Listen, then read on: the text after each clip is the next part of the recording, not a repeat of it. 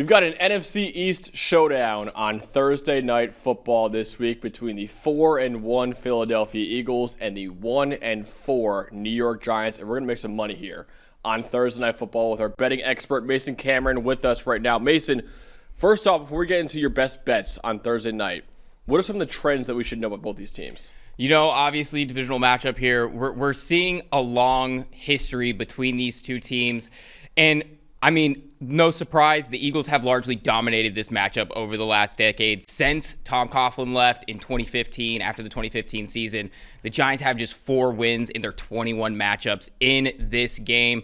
It's been a lot of the same with Brian Daboll, and he has a 1-6 straight-up record here against Sirianni. But it's been a little bit more competitive against the spread here.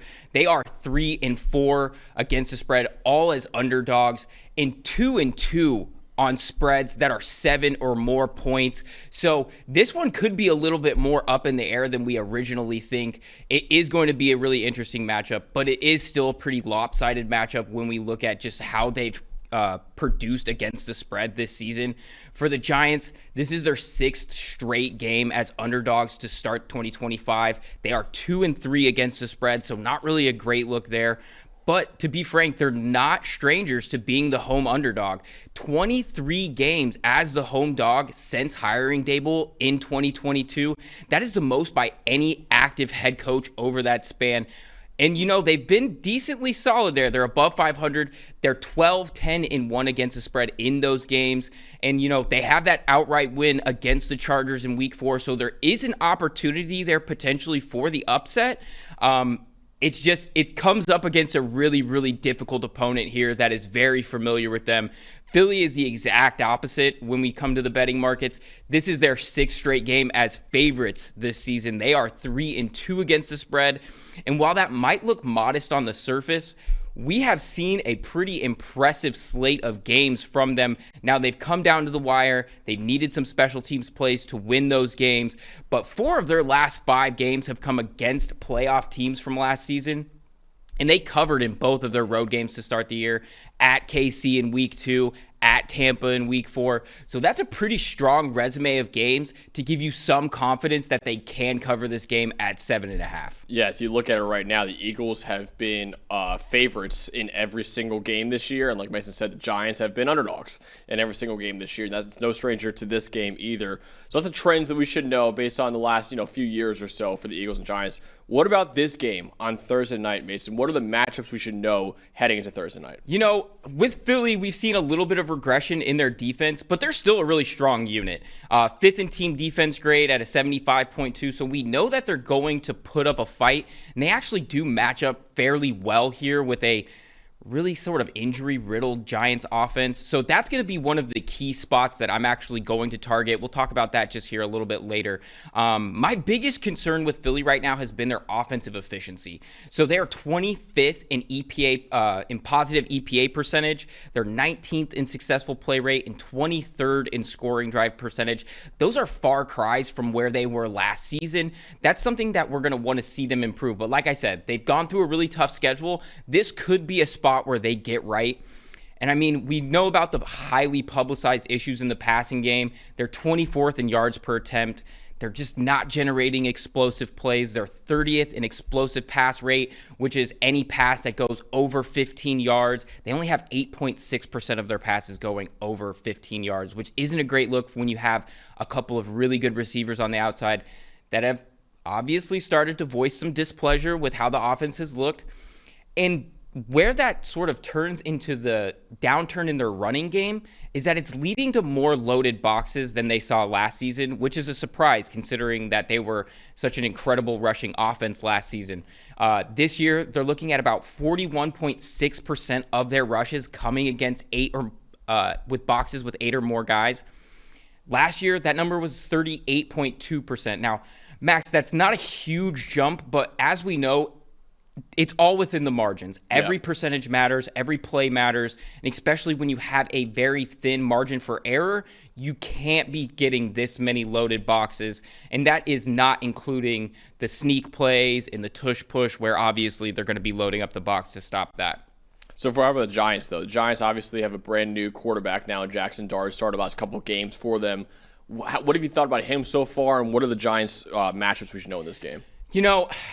It's tough because Jackson Dart is a really talented player, and we loved him coming out. He's really talented, has a great arm, has good legs, but really we haven't quite seen that explosive offensive ability from him as of yet.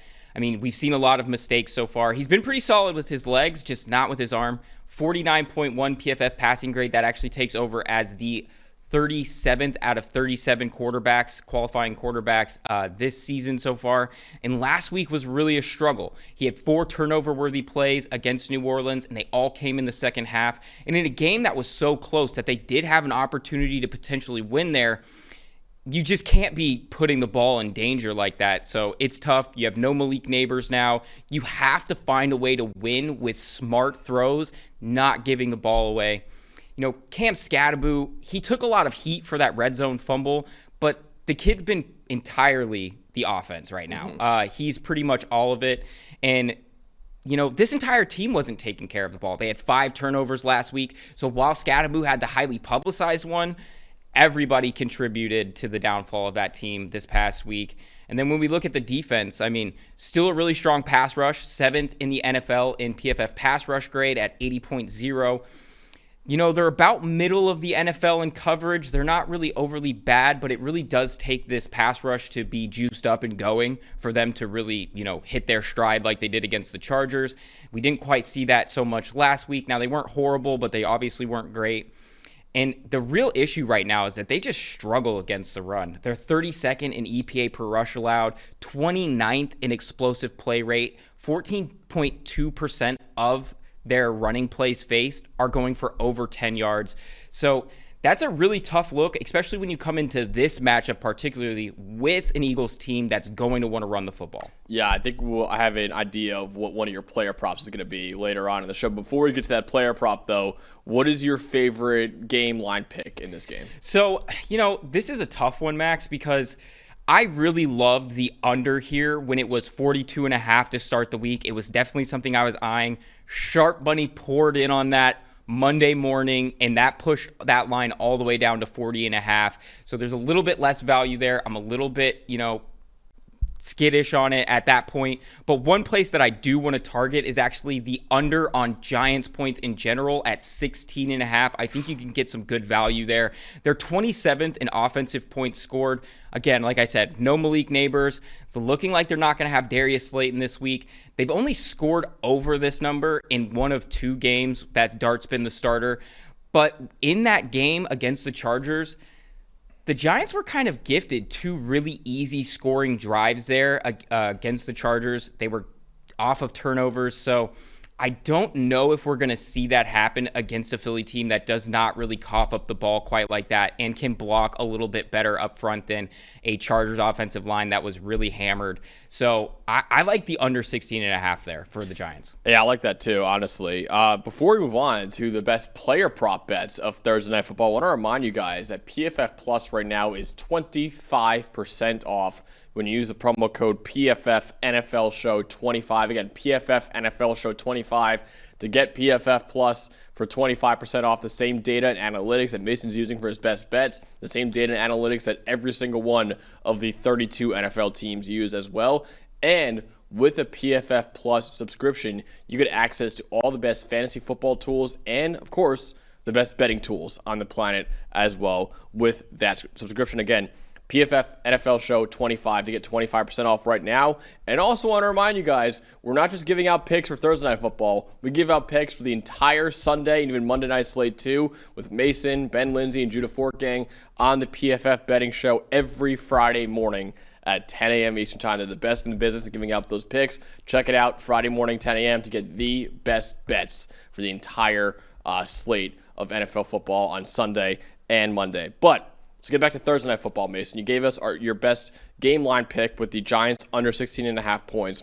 What about some of the player props you like in this game? So, you alluded to it earlier, and I like where your head's at. I think we're great minds think alike there. I'm really liking Saquon Barkley, rushing in this one. Over 18.5 carries, you can actually get it plus money, which I really like. His yardage totals are obviously a little bit high, which gets me a little bit scared off because he hasn't been super, super productive this season. But I really like his chance to get volume here. He did pop up on the injury report, but it looks like that was sort of blown out of proportion. He says that he's good. He's excited to play this week, and he gets a plus matchup against this Giants run defense, like I said earlier. And I think that they're going to lean back into the running game, Max, because, we saw them go away from it a little bit last week, and it really hurt them. Barkley only had 2 rushes in the second half, which is a tough look for, really your best player on offense. So I think that they're definitely going to get back into it, especially after suffering that first loss of the season to Denver. And that was the only game he missed this volume total by a wide margin. Every other game, he's had 18 or more carries. So he's either right there on the cusp or going over this line. He has the 4th most carries in the NFL when this team is playing with a lead. I expect them to have a lead in this one. And another place that I'm going to definitely be checking out, which isn't available at the time of this recording here, but I'm going to be checking on the Barkley longest rushing props. He had 3 runs over 40 yards when he played this Giants defense last season. I expect him to rip off a big one in this.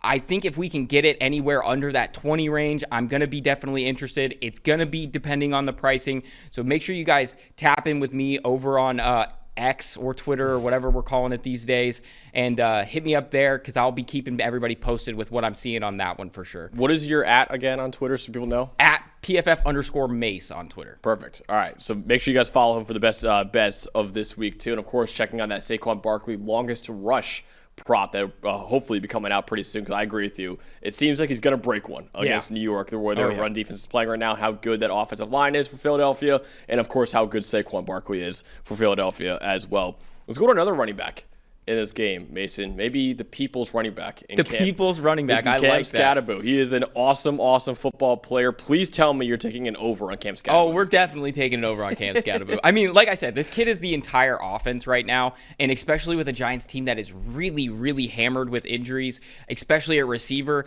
I expect him to be heavily involved in the passing game, particularly if the game script goes the way that we think, and they're going to be behind quite a bit. Like I said, light on playmakers.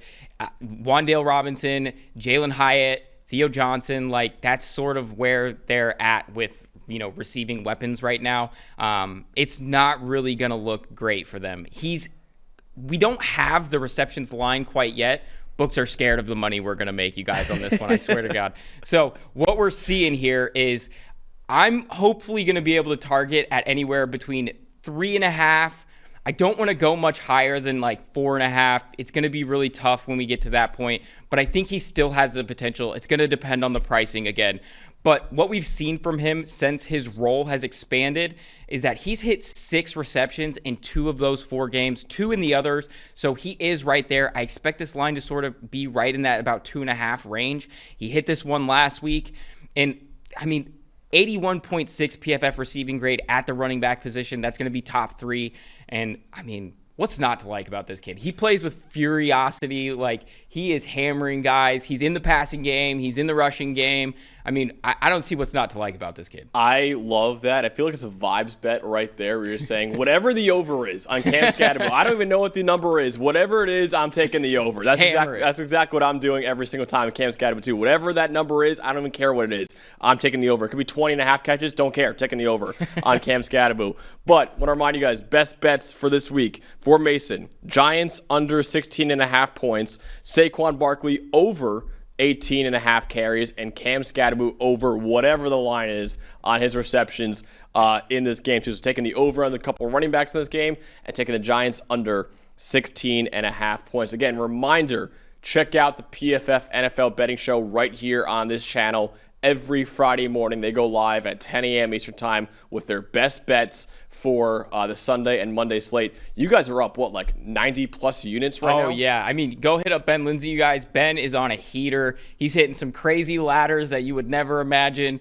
Judah is also hitting big parlays. He hit a 77-1, I think it was in week 2. I hit a nice little one there a couple weeks ago, so definitely get in on the action. Yeah, you hit a nice same game parlay. Ben hit a Ryan Flournoy ladder. This guy was giving out Ryan Flournoy. I was like, dude, when I was upstairs and he told me that bet, I was like, you're disgusting. Guy's like, a sicko. You got to call the number if you're betting Ryan Flournoy ladder. And guess what? It hit too. It hit for Ben Lindsay because, of course, he knew it would hit too. So check out the betting show every Friday morning at 10 a.m. Eastern Time to make absolute bank. For Mason Cameron, I'm Max Chadwick. We'll see you guys next week with the best Thursday Night Football bets.